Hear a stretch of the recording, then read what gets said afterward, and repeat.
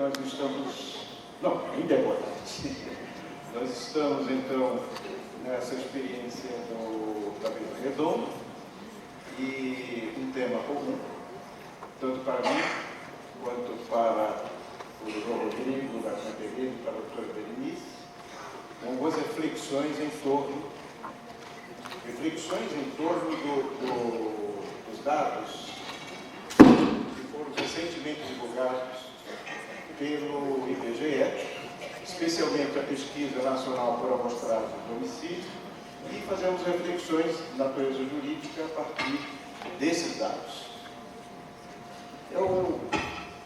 Em 1989, logo após a Constituição de 88, eu tive a oportunidade de publicar um trabalho em que, pela primeira vez, eu me apropriava de informações demográficas no Brasil para, também, em função desses dados, melhor entender a evolução das famílias brasileiras e o descompasso do direito de família na ocasião em relação a essas transformações. A nova Constituição trazia novas diretrizes, novos valores rentes à realidade social e a doutrina e o senso comum continuava com a ideia de uma família que teria se estabilizado no início do século XX. E são esses dados de 1986 que eu gostaria de confrontá-los 30 anos depois, porque eu trabalhei esse dado de 1986, os dados do PNAD, nesse trabalho que eu publiquei, que alguns dos senhores conhecem, que é a repersonalização das relações familiares, de 1989. E agora tive a curiosidade de confrontar esses dados. Começo então com a primeira tabela. Também é a primeira vez que eu estou usando isso. Primeira vez, por favor, me ajude aqui. Já recebi instruções aqui antes, espero que não leve. Vamos ver agora a primeira.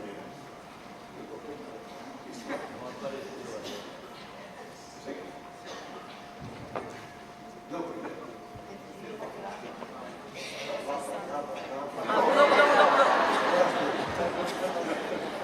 Pronto.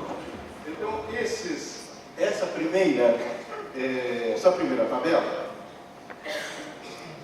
esses dados são referentes a 2017, que foram os últimos dados disponibilizados pelo IBGE. Isso demora para que possam ser publicizados. Eu chamo a atenção por o primeiro dado, que é esse traço redutor ao longo do tempo de 2005 a 2015, 10 anos, do casal com filho com homem como referência. Um sinal realmente interessante desse processo de queda do patriarcalismo na família brasileira. Outro dado importante que eu conjugaria é o do casal com filho com mulher como referência, que é esse cinzazinho que está aí, que veja que cresce. Começa com 4,8% das famílias em 2005 e chega em 2015 com 15,7%. Se você somar mulher sem cônjuge com filho, 26% em 2015, e esse outro dado, do casal com filho com mulher como referência, então mulher na direção, na cabeça da família, você tem 42,5% de direção feminina. Isso, agora a mulher sem cônjuge com filho, que é o exemplo frisante da equidade monoparental, ela feminina, ela se mantém curiosamente ao longo desses anos em torno de mais ou menos um quarto das famílias. Veja, 25% em 2005 e 26% em 2015. Em 1986, era mais ou menos este percentual, era em torno de 25%. Ou seja, está se manteve-se ao longo de 30 anos esse padrão de família monoparental no Brasil. Outro dado importante, que não está aqui no quadro, mas que está ao lado das informações do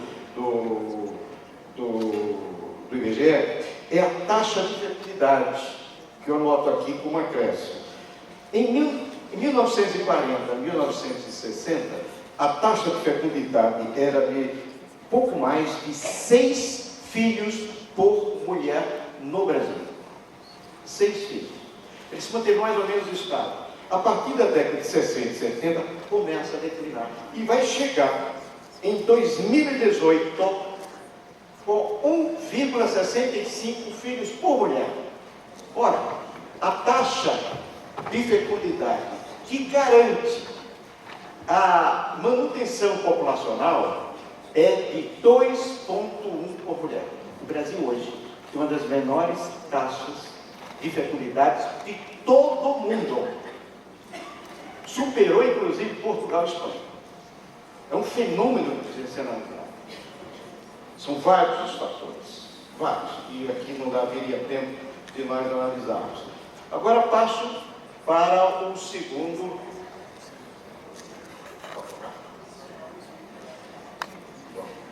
Passo agora para o segundo quadro. Não é esse. Pulou demais. Pronto. Tipo de família. Pronto. Não é isso? Eu penso,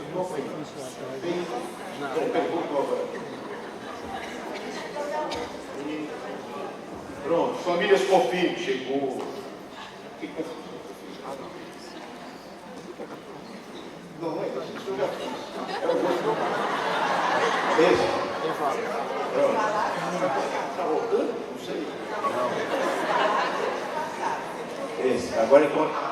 Pronto. Agora é esse daí. Esse foi que eu vi? Essa que tava. Aê! Tipo de família do Brasil. É tipo de família do Brasil.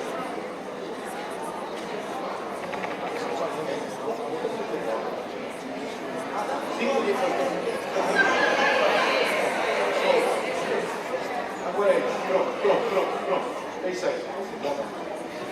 Vejamos. Primeira e última vez que eu uso esse negócio. Os tipos de família no Brasil. Vejam só. O casal com filhos, em 2005, uma média mais ou menos de 50% das famílias brasileiras. Em 2015, 10 anos depois, cai para 42,3%. Famílias com filhos. O casal com filhos. E aí é que aparece a tal da geração canguru. Essa geração canguru são os filhos em torno de 25 a 34 anos que continuam morando com os pais. Aí se diz, não, então é aquela geração neném. Não é a geração nem trabalho nem estuda, não. O curioso desses dados que eu captei é que essa geração canguru, 72% desse pessoal que continua vivendo na casa dos pais trabalha. E 35% desses filhos entre 25 a 34 anos têm curso superior completo. Veja que situação curiosa. Agora, outro dado importante é que o casal sem filhos, que é a terceira referência desse quadro, ele sai de 15,2% para 19,9%, quase 20% de casais sem filhos, o que leva à demonstração, que já se encontrava em 1986, de que a procriação não é a finalidade exclusiva das famílias brasileiras. 20%.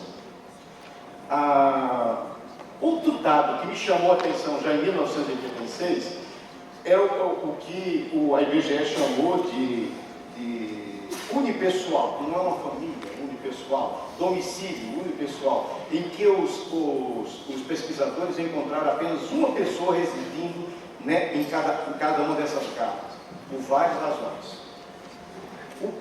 Em 1986, aquilo me chamou a atenção porque já eram 7,5% de brasileiros que viviam sócios, solitários. Tá? O que os demógrafos, usando o termo inglês, chamam de singles. Em 2015, vejam, em 2005 já era 10%, 10,4%. E em 2015 já tinham subido para 14,6%. Cresceu. E cresceu de modo impressionante o número de pessoas que vivem sós no Brasil, solitários. É um dado muito preocupante. E o dado preocupante desse percentual é que mais de 44% dos solitários têm mais de 60 anos de idade. Das pessoas que vivem sós. São idosos solitários. E outros tipos de parentesco, que não se enquadrariam nas três referidas na Constituição, o casamento, a união estável e a família monoparental, vocês têm aí um percentual que se mantém mais ou menos estável. Também encontrei esse dado em 1986, que são famílias constituídas pais com filhos, avós com netos, tios e sobrinhos, irmãos, um cuidando de outro. Em 1986 já me chamava a atenção que mais de 1 milhão de famílias eram chefiadas por irmãos, em relação a 8 irmãos, sendo que o que aparecia como cabeça da família tinha menos de 18 anos. Menos de 18 anos. Quase 1 milhão de famílias. Esse é um dado triste, tá? dos quadros que às vezes não aparecem. Agora vamos próximo. Pronto. Alguém tomou? Eu posso. Agora, pronto. Esse quadro aí eu chamo a atenção para duas questões importantes. Primeiro, uma ascendência dos casamentos de 2013 a 2017, e ele cai em 2017, o casamento entre cônjuges de sexo oposto e cônjuges do mesmo sexo, tanto os casamentos heterossexuais como os casamentos homossexuais. Mas os casamentos homossexuais cresceram, e cresceram 99,65% em 2017, em relação ao dado de 2013, em grande medida em razão da decisão do Supremo Tribunal Federal. E é interessante que a idade média dos cônjuges solteiros ao casar está crescendo no Brasil. Eu sou de uma geração que era comum as pessoas se casarem com 18 anos, jovem, às vezes com menos de idade que isso, os homens casando com um pouco mais de 20 anos. O meu primeiro casamento, eu estou no segundo, no primeiro casamento eu me casei com 23 anos, né? Era comum. E agora a faixa etária subiu para 30, entre homem e mulher, homem e homem 34, mulher e homem 28, não sei por que eles fizeram essa variação aqui. E mulher 33 anos. São, portanto, crescendo muito a idade para o relacionamento matrimonial ou conjugal. E desses, agora, o interessante, desse daí, é só um acréscimo que foi instigado por Berenice, porque esses dados não estavam completados, de 39% no estado civil das famílias brasileiras se encontravam nos domicílios, 39% consideram-se casados, 48% dos brasileiros são solteiros, 48%, 6% divorciados, 6% viúvos. E agora, desses 39% que o IBGE chama de casados, há uma referência de 35% desses 39% que ele denomina de uniões consensuais, que nada mais são do que as uniões estáveis. Então, Do total em relação ao Estado Civil no Brasil, nós teríamos 16,8% de uniões estáveis. Agora o último quadro. O último quadro. Pronto. Desse último quadro, chamo a atenção para dois dados. Primeiro, desse quadro aí dos divórcios ocorridos no período calculado, que até 2017, aliás, foi no ano de 2017, 46% dos divorciados tinham somente, eram pessoas, eram casais, somente com filhos menores de idade, ou seja, divórcios no início da relação conjugal. Um número relativamente elevado. Sem filhos, 28%. Agora, nesse quadro abaixo, esse quadrinho aí do amarelo e do vermelho, chama a atenção, e será objeto da análise também do Dr. Rodrigo, que a guarda compartilhada ela vem crescendo gradativamente ano a ano. 2014, que é a última, é o primeiro de baixo para cima, você vê que o número é pequeno. E ele vai crescendo. Em 2017, lá em cima, veja aquela faixa vermelha, cresceu muito a decisão, não só em virtude da determinação legal, mas cada vez mais a absorção por parte do Poder Judiciário. Em suma, eu gostaria de dizer a vocês o que esses dados informam. Primeiro, o pluralismo nas entidades familiares é dado da realidade, que se consolidou ao longo do tempo. Todos os arranjos familiares, todos, existentes na realidade da vida, do mundo da vida, eles são contemplados pela norma de inclusão do artigo 226 do Código Civil. Os explícitos, casamentos, união estável e da Constituição. Do Código Civil. E as entidades monoparentais e todas as demais que aí estão. Na vida, na realidade. A rejeição a esses arranjos familiares e a negativa do reconhecimento do jurídico, que nós já ultrapassamos a fase, em grande medida, do reconhecimento do direito, e agora o passo que se dá mais difícil é o da efetivação dos direitos. Então, a rejeição, não só o reconhecimento jurídico e a efetivação, isso é fundado no preconceito e em convicções ideológicas, não em dados de realidade, não em dados do direito positivo, não em dados do que o direito avançou em todos os seus âmbitos.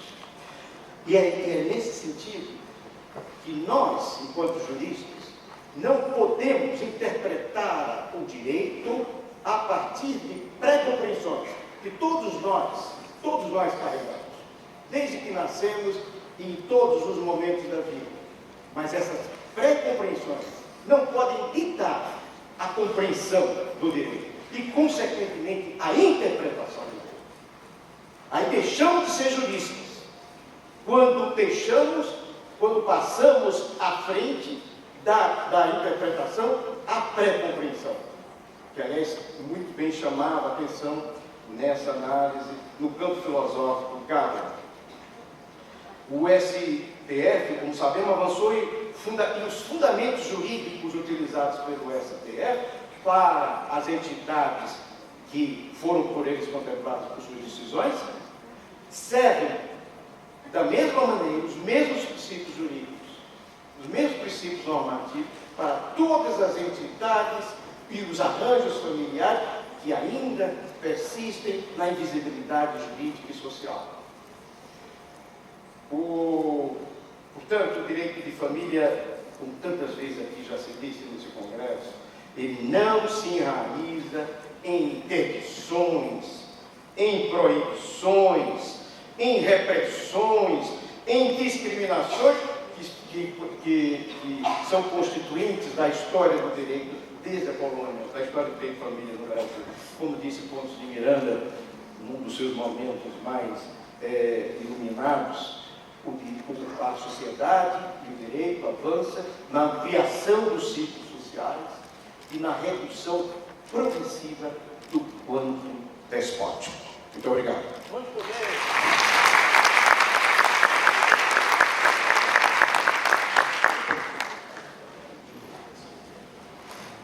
Boa tarde a todos.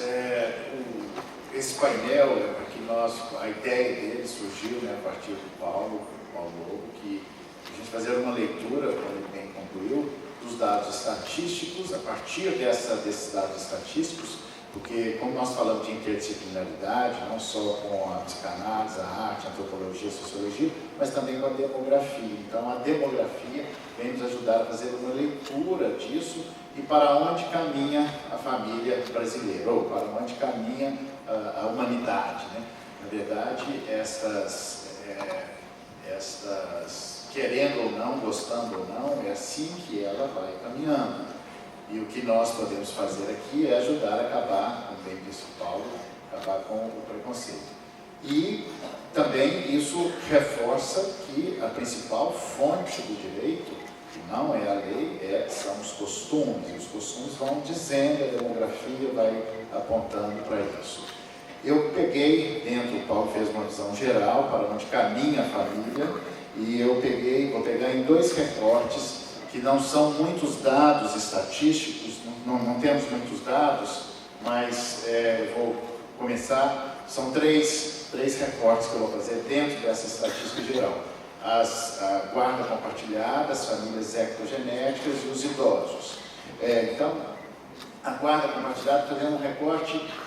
Nós temos um marco histórico importante, que é 1997, que é a data da fundação do DDFAM, portanto, há 22 anos atrás, que não existia ainda guarda compartilhada, né? E aí nós temos alguns dados, os dados não são muitos, mas dá para ter uma ideia, e isso tem até uma lógica, né? Quando a guarda e a convivência na parentalidade, como é que isso surge, né? Basta lembrar lá, desde o Código Civil, quando se discutia culpa, a guarda era sempre para a mulher, foi mudando, não preciso repetir aqui, mas só para encadear o raciocínio, e até que isso acabou culminando na guarda compartilhada, que isso também é fruto dessa evolução do pensamento que todos nós vamos fazendo juntos, que é nada mais, nada menos do que trazer, de entender, trazer para a cena jurídica esse novo conceito jurídico, esse novo valor jurídico, esse novo princípio que é o afeto. Isso vai mudando tudo e assim vai mudando também a demografia, né, a estatística da família. E a guarda compartilhada, ela depois veio uma lei dizendo que era tão difícil a guarda compartilhada que depois que veio a lei dizendo que, implantando a guarda compartilhada, foi preciso vir outra lei dizendo que ela não era opcional, ela era obrigatória. Depois veio um provimento do CNJ dizendo o óbvio, quase ridículo, dizendo aos juízes que era possível, recomendando aplicar a lei da guarda compartilhada. Não só aqui em Belo Horizonte, em todo o Brasil, eu atuo em outras comarcas também, mas é muito cruel ver, principalmente quando você é advogado do homem, né? Eu sou advogado de homens e mulheres, mas isso vai fazendo parte. É interessante como que a partir de 1997 começou a mudar esse pensamento, e esse pensamento que paira sobre todos nós, assim vai evoluindo.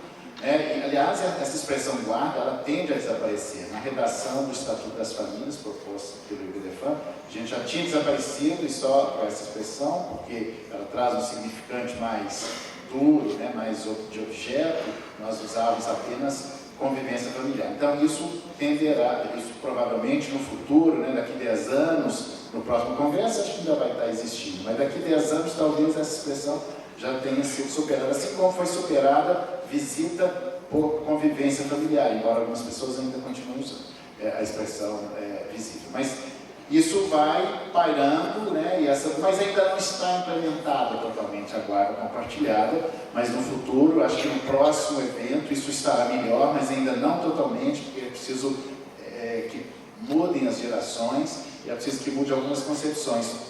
Por exemplo, quando a gente vai numa audiência, né, quando da outra parte é a mulher, ela fala, eu deixo você visitar, ainda fala visitar. Então, enquanto a mulher estiver dizendo, eu deixo você, pai, visitar, é porque não é guarda compartilhada, óbvio. Enquanto estiver dizendo falando essa expressão, é porque ainda não está implementada a guarda compartilhada. Mas mas a tendência da guarda compartilhada é esse crescimento, né? Estamos apontando para isso. Eu só queria fazer esse recorte. Agora, no segundo recorte, são as famílias ectogenéticas, que são as famílias decorrentes, é também uma expressão nova no direito de família. O direito de família tem um novo vocabulário, né, como vocês podem perceber, e as famílias ectogenéticas, elas são aquelas constituídas com técnicas de reprodução assistidas. O Paulo disse aqui da taxa de infertilidade, né, que o Brasil tem uma das maiores, e é considerado para o IBGE infertilidade aqueles casais que estão há um ano tentando ter filhos e não conseguem. Isso, para efeito da estatística, é assim considerado.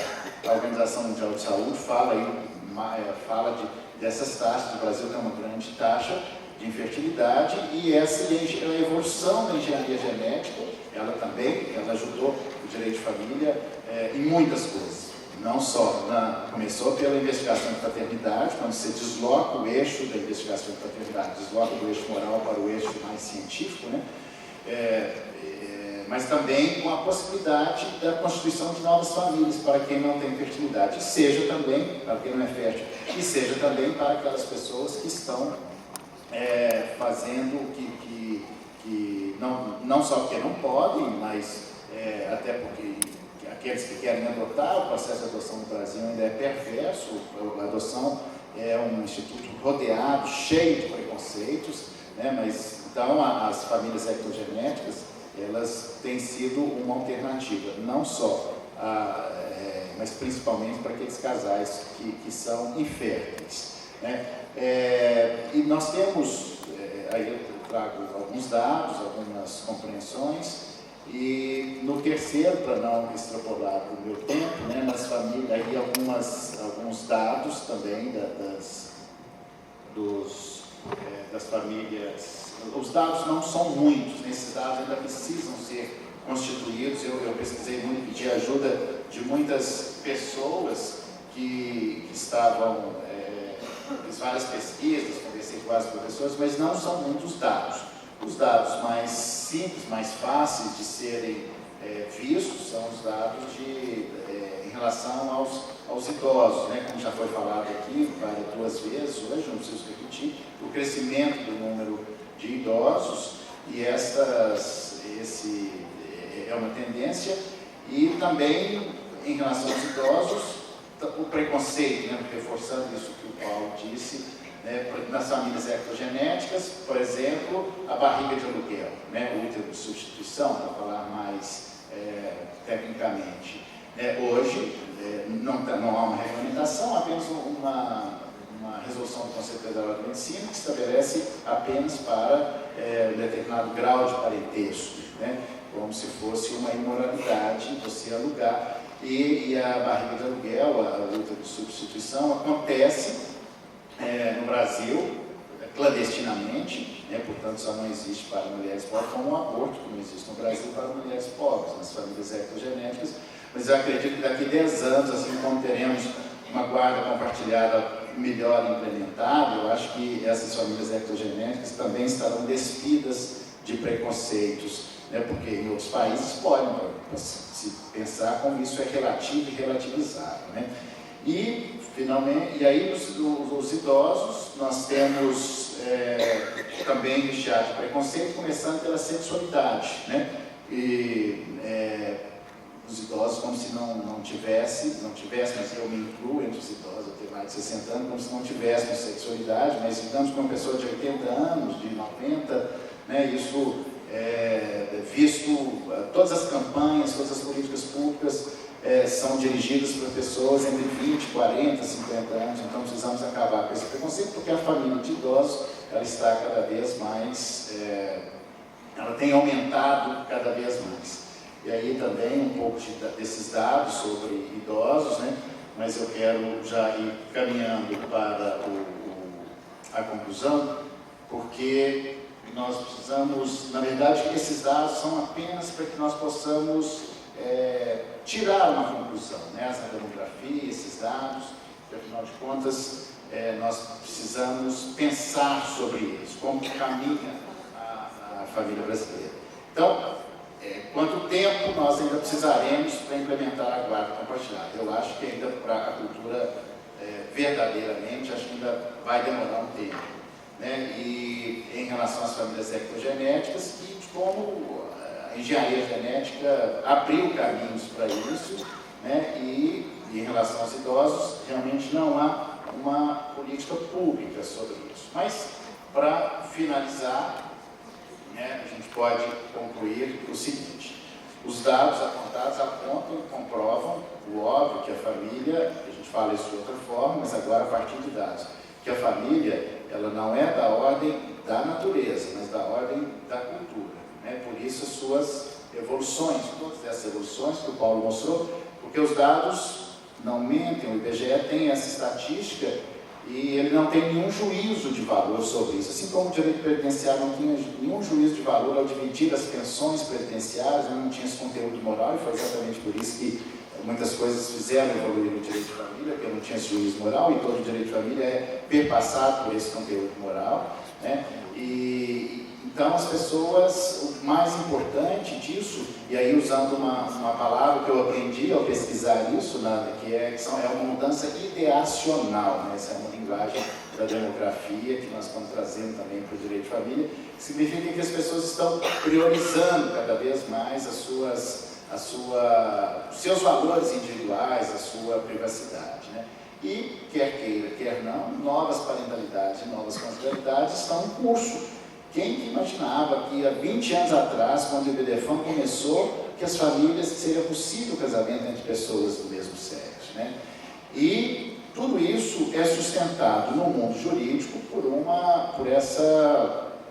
princípios, né? Como o Vladimir falou aqui hoje, como nós falaremos na mesa de amanhã sobre o processo legislativo, as regras são caóticas para o direito de família, são completamente inadequadas para a atual realidade do direito. Então são princípios, os princípios que sustentam, né, que nos sustentam a todos para defender essas questões e para o nosso encontro entre o justo e o legal, nem sempre coincidente, né, que são esses princípios, esses valores e princípios que sustenta essa nova organização, para onde aponta essa nova organização política, né, que é o princípio da liberdade, afetividade, responsabilidade, solidariedade, tudo isso que já está até um pouco partido falar entre nós, mas eu quero com isso trazer um novo princípio que eu acho que nós precisamos trabalhar, pensar nisso, porque para entender essa nova família, isso vem sendo falado naturalmente, mas é preciso entender isso, que quando nós falamos de família, nós falamos de famílias, nós a dividimos em famílias parentais e famílias conjugais, né? Parentalidades e conjugalidades. E no meio dessas famílias, principalmente da parental e todas essas relações familiares, nós podemos, eu acho que esse será um dos próximos princípios, já tem pessoas falando disso, que é o princípio da fraternidade, né? Então, eu concluo dizendo que, querendo ou não, essas questões, a família caminha sim, né? Novas conjugalidades e novas parentalidades estão em curso, né? E aí, antes de passar a palavra para a Berenice, eu os convido, depois eu estarei autografando, Paulo também, imagino que sim, né, Paulo?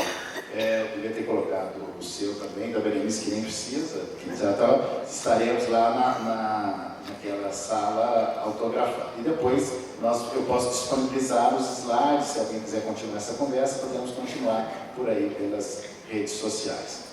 Obrigado.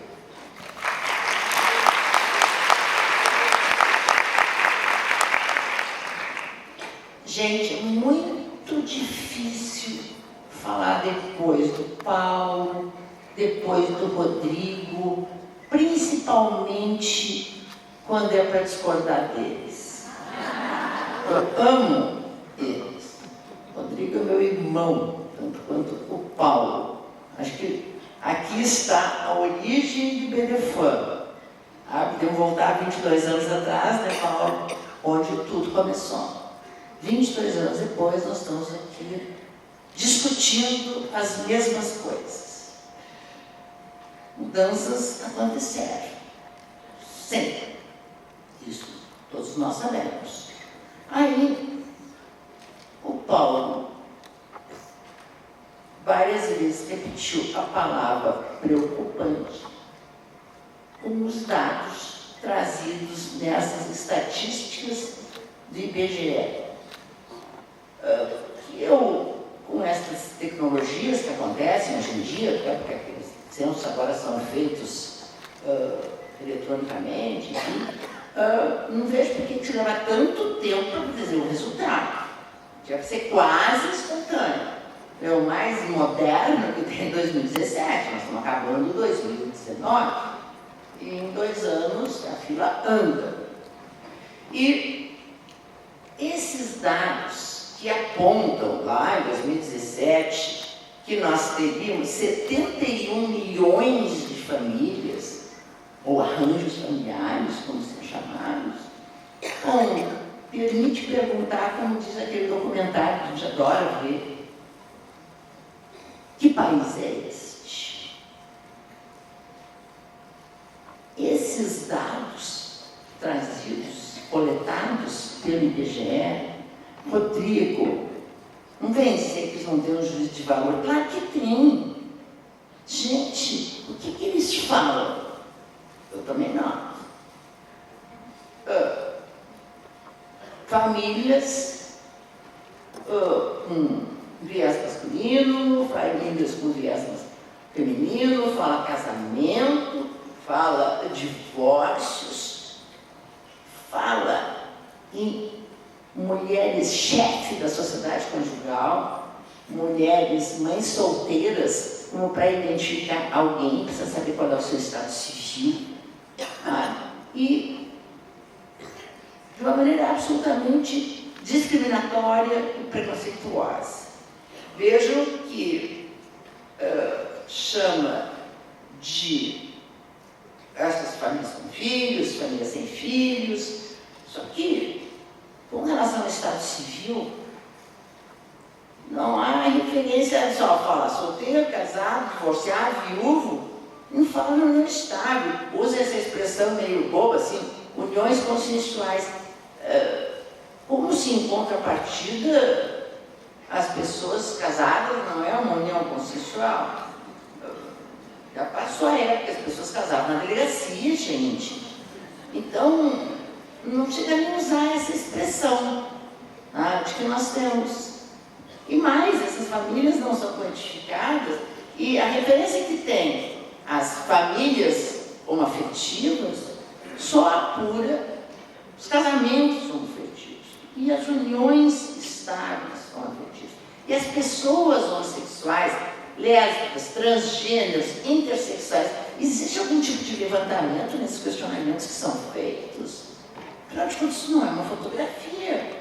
Se fosse, não precisaria uma pessoa na casa de todo mundo, né? Com todo o receio que hoje em dia as pessoas têm de abrir as suas casas, para fazer perguntas e questionamentos.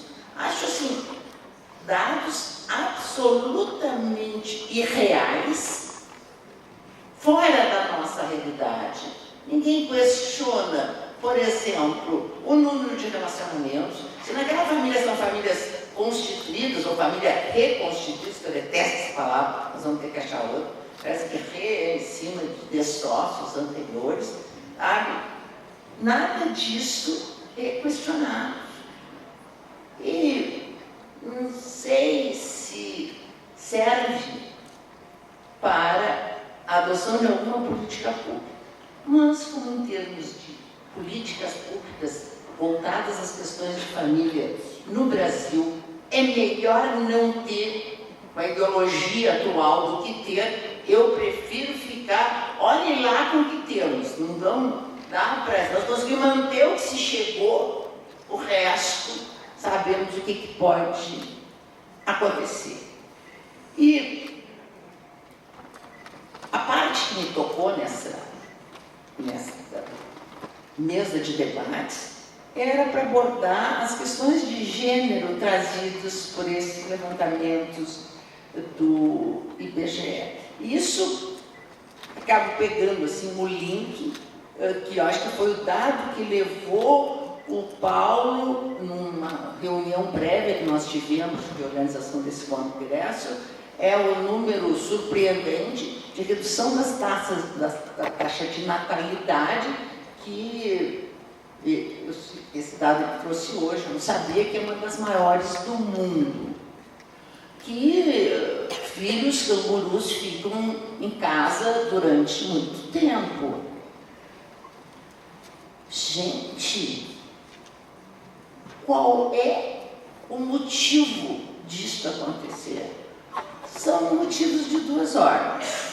O primeiro deles, de ordem econômica, somado a algumas questões sociais que se alteram.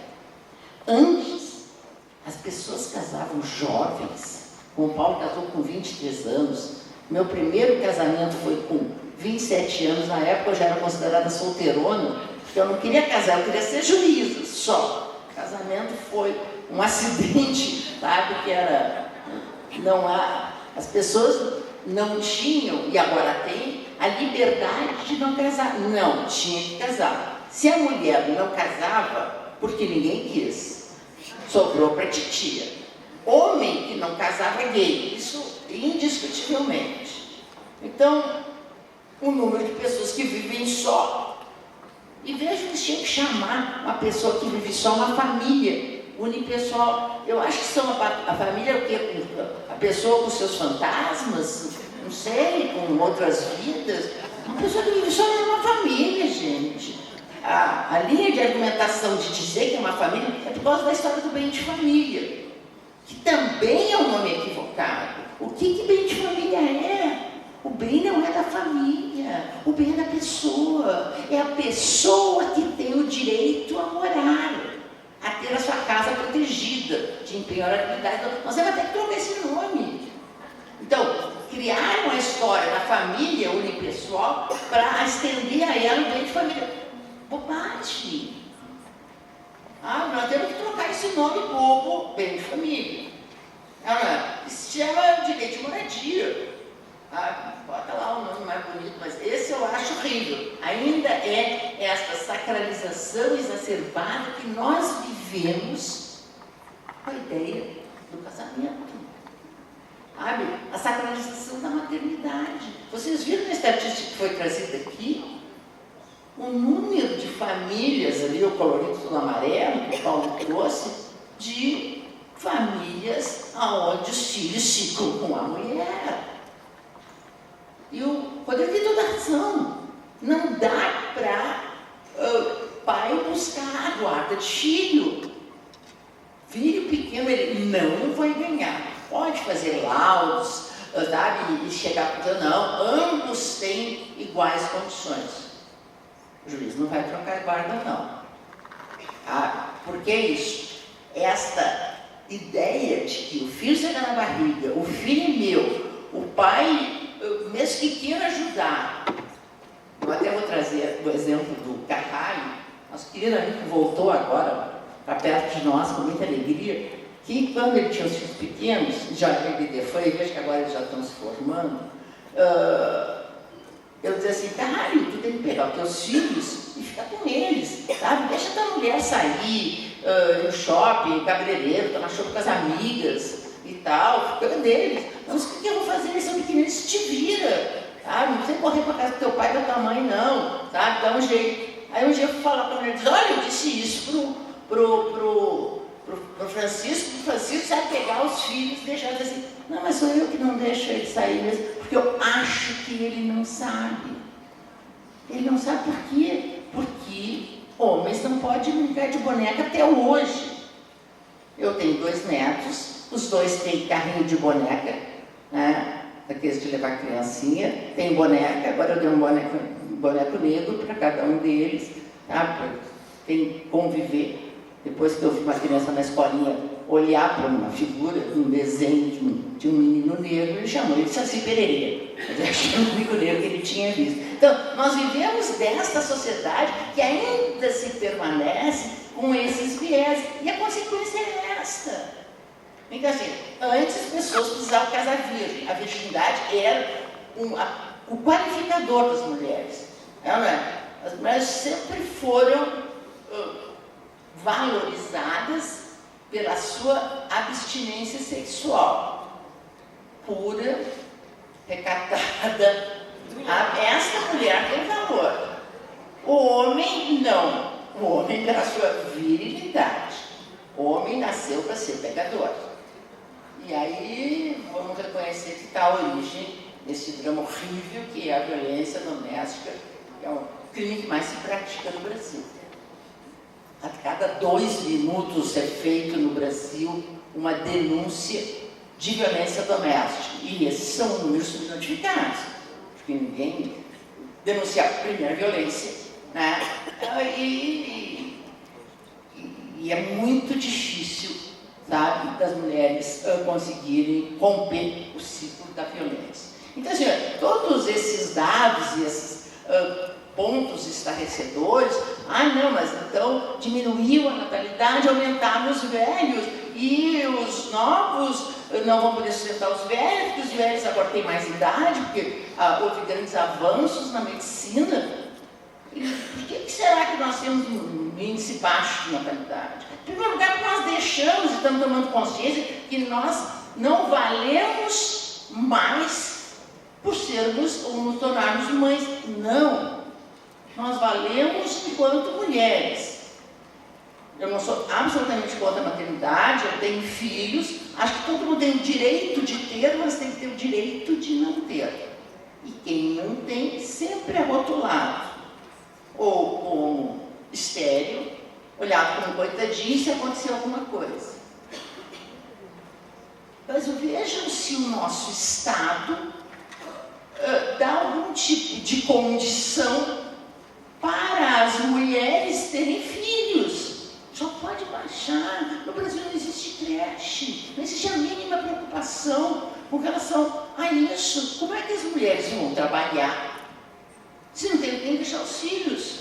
Quando uma babá ganha muito mais do que uma professora.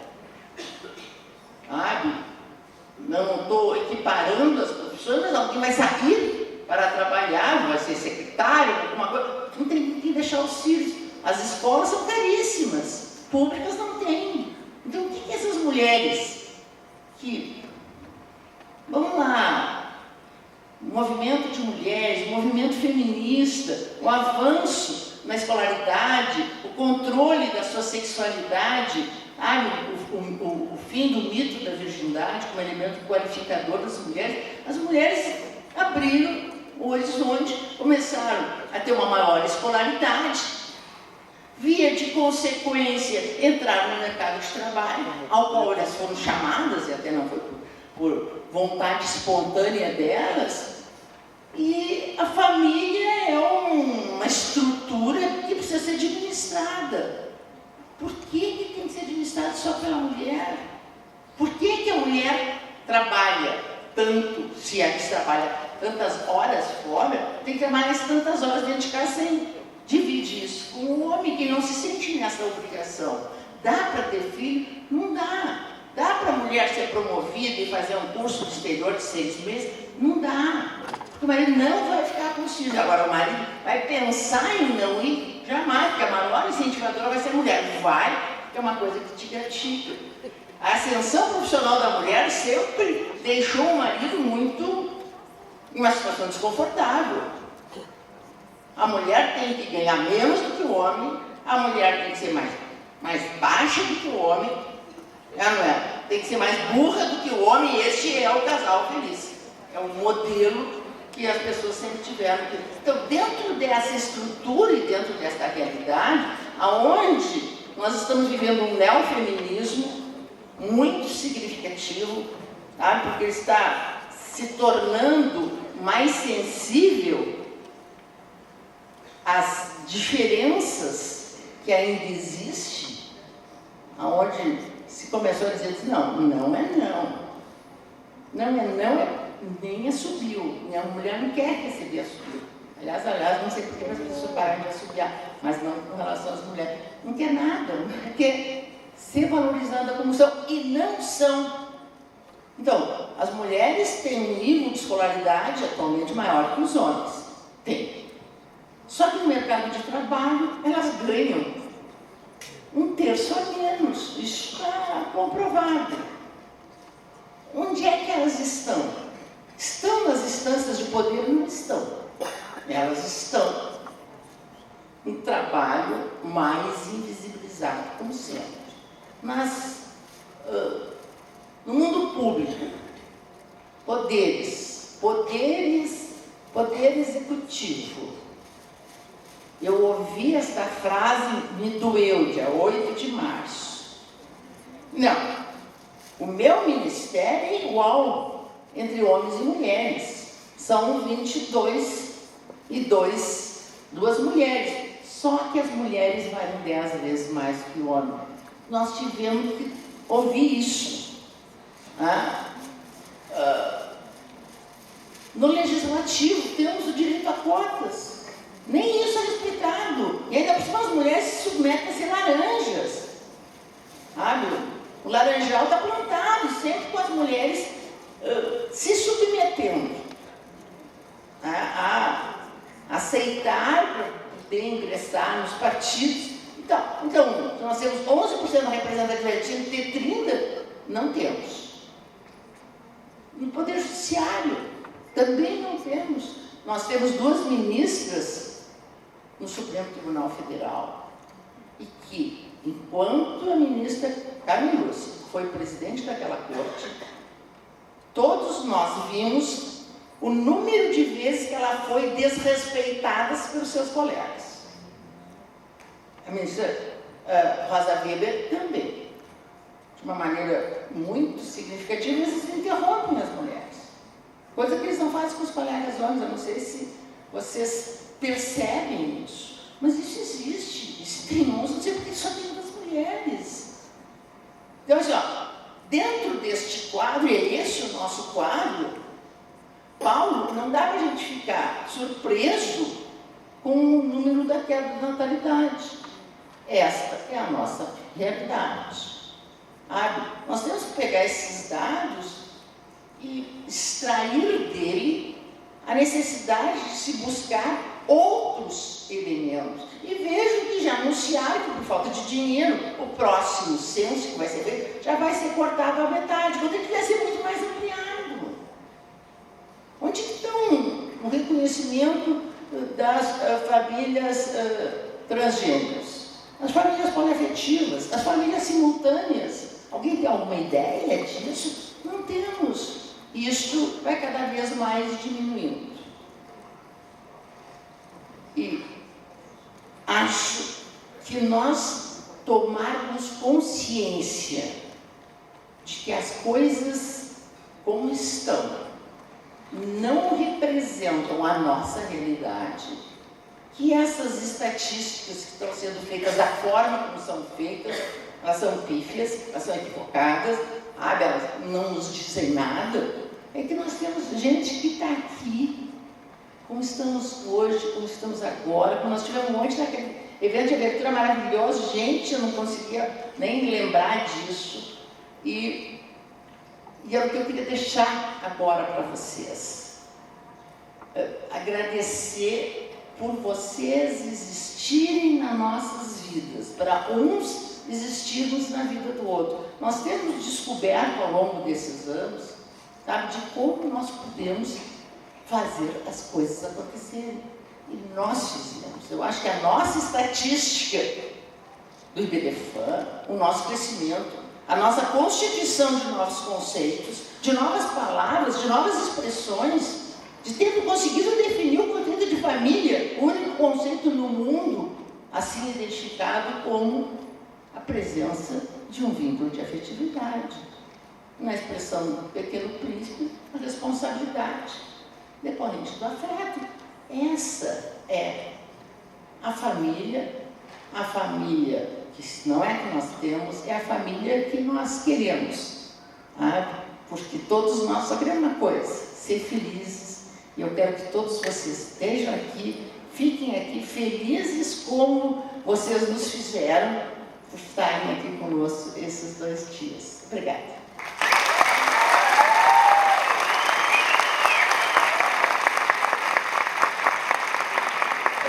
Antes de encerrar, eu só queria chamar aqui Paulo e Berenice. Vem cá que eu quero contar uma historinha para vocês, como é que o IBDFAN foi gestado com a união poliafetiva. Mas o IBDFAN... Ele é a mãe. Então, já que você... bom, eu sou a mãe, então fico comigo.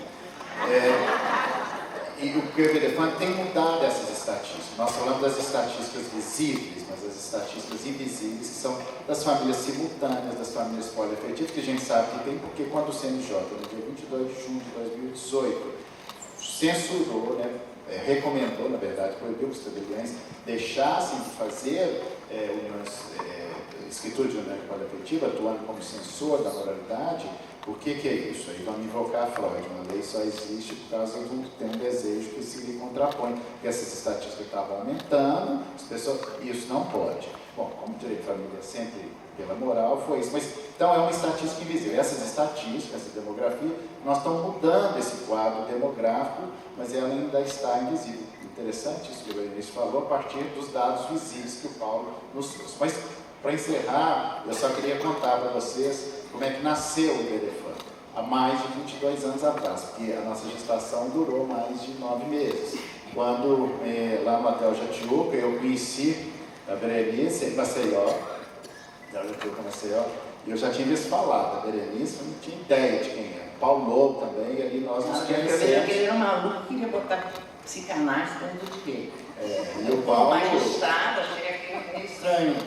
E o Paulo, eu já conhecia de nome, lá nos encontramos e começamos a pensar como é que, não tem nada de direito de família, eu sonhava em um congresso de direito de família, e isso, nada disso acontecia, e aí o destino nos uniu e começamos a sonhar com uma entidade, e assim surgiu essa ideia embrionária do IBDFAN. Um ano depois, nós aqui, eu era conselheiro da OAB, e tinha um presidente, que era o Raimundo Cândido, que viria aqui ontem, mas não pôde vir, mas está aqui o irmão dele que nos representa, que é o João Batista de Oliveira Cândido, e falou, olha, eu tinha vontade, vamos fazer um congresso. Fizemos o primeiro congresso, que foi em 1997, e aí nós conhecemos as outras pessoas, que está aqui o Zeno, o Rolf, a Giselda, quem mais estava lá? O Faquin, o Francisco Carraro, que estava lá, e também, e algumas pessoas que estão aqui, me perdoem se eu omitir o nome, mas foi assim então que o IBDFAN foi gestado, assim que nasceu, e aí a gente começou